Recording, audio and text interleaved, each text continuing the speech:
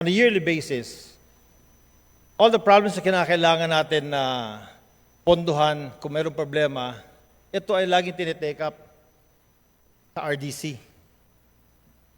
So yung mga regional offices, kung anong kailangan nila, inire-report po yun. I just feel bad that parang pinagbibintangan natin dito ngayon na mayroong neglect on DPWH. Because in the last RDC, Mr. Speaker, it was brought up that every year, DPWH will report kung ano yung kailangan ayusin sa atin. And also, andun lagi ang San Juanico Bridge.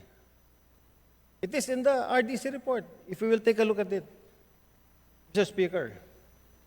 So in this investigation that you want to happen, I don't know kung matutuloy pa to this coming week or pagpasok na natin ng 20th Congress, they will tell you na every year, never sila nagka-remiss sa pag-report, sa pagsabi na ang San Juanico Bridge, kinakailangan ng i-retrofit, kailangan ng repair, kailangan ng annual maintenance.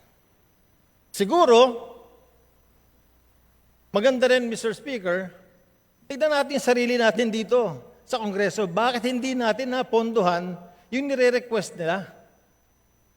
Why I'm speaking here today is because yung problema ng San Juanico, that is 110 kilometers away from Ormoc City, nararamdaman din namin yan. Ngayon lang kami nagkakaroon ng pila ng truck sa loob ng Ormoc City.